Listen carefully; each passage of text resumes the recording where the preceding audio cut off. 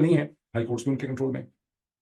अच्छा, दूसरी चीज़ जो है वो क्या है कि डेस्परेशन, यानी किस हद तक ये जो पाकिस्तान के फौजी हुक्मरान और नवाज शरीफ हैं इस स्टेज पे, ये कितने डेस्परेट हैं, कितने हिजान के अंदर हैं, कितने मजबूर हैं अपनी सियासी ज़रूरियात के हाथों। वो जो उर्दू में कहते हैं ना कि सब कुछ भट्टी में झोंक दिया, जिसका बेसिक विजुअलाइजेशन और तस्वर ये है कि दिसंबर की, जनवरी की बर्फानी किस्म की ठंड है, बाहर बर्फ पड़ी हुई है और आप जो है उस बर्फ से निजात हासिल करने के लिए भट्टी में पहले तो लकड़ी फेंकी, फिर गीली लकड़ी फेंकी, फिर आपने जो उस कमरे में अपने घर में फर्नीचर था उसको उसमें फेंका, कागज फेंके, कपड़े फेंके, इन दी एंड आपने जूता मोजा अपना सब फेंका और नंगे होके आप उस आग के सामने बैठ गए ताकि सुबह का सूरज निकले तो कहीं से कोई रिलीफ आपको जो है वो मिले।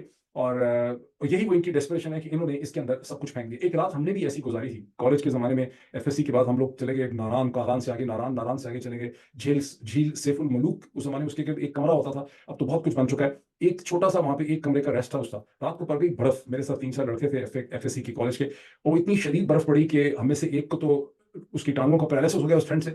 और जो कुछ हमारे पास था, वहाँ एक छोटा सा आतिशदान था, उसमें हमने लकड़ियाँ जलाई, अपने पास जो भी कागज था, बैग हमारे पास जो बैग पैक थे वो जलाए। सुबह हमें खैर आर्मी से वहाँ मदद मिल गई, बिकॉज वो आर्मी के बाकी लड़के जो थे उनके आर्मी के कोई कर्नल ब्रिगेडियर्स के बेटे थे।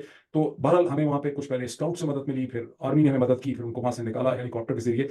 और मुझे याद है कि उस जमाने में एक गाना होता था बॉलीवुड का, वो रात जो रात हमने गुजारी मर के वो रात तुमने गुजारी होती। वो असल में तो गाने का ताल्लुक मोहब्बत से था, लेकिन हमारा हमारा जो रिमेम्बरेंस थी इस गाने में वो ठंड के साथ उसका उसका ताल्लुक था। अब यहाँ पर पाकिस्तान के जर्नलों ने क्या किया है कि वो रात जो हमने गुजारी मर के वो रात तुमने गुजारी होती, ये इतने ये इतने डेस्परेट हैं, मैं डेस्परेट का उर्दू लफ्ज़ कोई ढूंढ रहा हूँ, कि ये इतने मजबूर हो चुके हैं अपनी सियासत की, अपनी गंदी सियासत के हाथों, कि इन्होंने इस आग की, गंदी आग की भट्टी के अंदर मेजर मेजर मेजर अजीज मेजर अजीज भट्टी शहीद की मेमोरीज भी फेंक दी हैं। इसमें इन्होंने मेजर तुफैल की सारी यादें भी फेंक दी हैं, मेजर तुफैल शहीद की यादें फेंक दी हैं। इसके अंदर इन्होंने बेचारे राशिद मिन्हास की सारी रिस्पेक्ट और यादें भी फेंक दी हैं। इसमें इन्होंने लालिक जान को भी कुर्बान कर दिया है, कर्नल शेर खान को भी कुर्बान कर दिया है। 1965 की जो सारी रिस्पेक्ट थी उसको भी इस भट्टी में इन्होंने फेंक दिया है। 1971 के जो शहीद थे उनको भी फेंक दिया है। कारगिल में जिनको कुर्बान कर दिया था उनको भी फेंक दिया है।